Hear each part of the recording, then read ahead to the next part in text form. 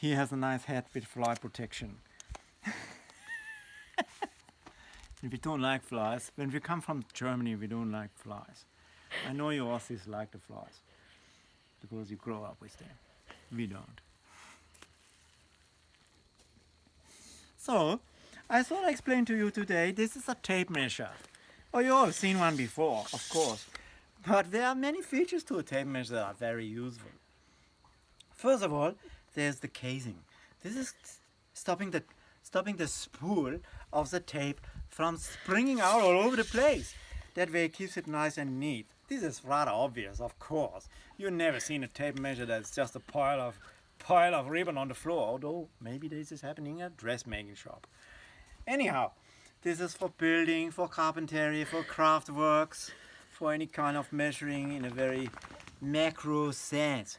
You see the divisions on this tape measure? I use it when I'm going to order something online and I have to check the measurements because I don't know what size I am.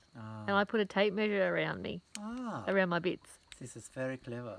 You will get some more accurate fitting of your items what you are ordering, yeah? Yeah. So see here on this tape measure, we only have it in metric form. We don't bother about a foot and inches here in a metric country anymore. Well, some old guys really still do that. But it's rather confusing. If you need to measure millimeters also on this side of the tape measure, but then the other orientation, you still need to see millimeters. If you got inches on there and millimeters there, it's very difficult. You have to guess across the dimension of the tape ribbon, which can lead to inaccuracy. And you know, we Germans are very, very strict on accuracy. We go down only to millimeters in this type of measuring device. It's good enough for building. The red ones are 100 millimeters, or the little black ones, they are tens of millimeters, and in between them we got the 10 individual millimeters. But you pull it out even further. Oh, look how long that is. We go 900 millimeters and 1000. This is a meter. You know that already because you've been to school, yeah?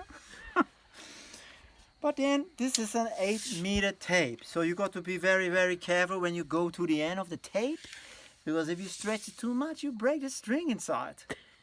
And then you have all your tape is out there and it will never come back home.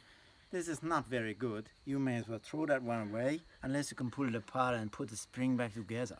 Not many people have that much patience, especially when tapes are so inexpensive these days. Also the belt clip, that's very nice. Here's a trick, never go and put the belt clip down on the table, on the metal, or on the bonnet of the car. Why? The reason is this is metal. It will scratch it very easily. So you don't want to do that. Often they have nice rubbery parts on the outside. You can place it down on that way. Leave the clip sticking up so you don't scratch anything. But the real reason for the belt clip is to stick it to your belt. Like that. This looks very tough, eh? You like that? It's very cool. We look like that on the building site. We work like that.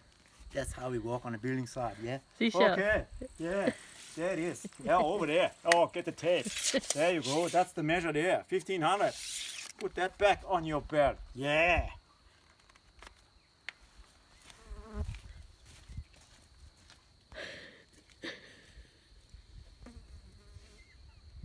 Are you still looking at me? I know. It's hard not to. So there was our little lesson on using the tape. So always be careful when you use a tape to measure something. So we will measure this width of this piece of timber. Yeah? We say that we can see how wide this timber is by moving the dog out of the way and looking straight down. On there, we are thinking, you can butt your finger against the edge of the timber and the tape measure, and then your fingernail is pointing exactly at 168 millimeters. Now, a mistake can be made when you don't look straight down on something. They call this parallax error. So I put the tape here and I look over from this angle.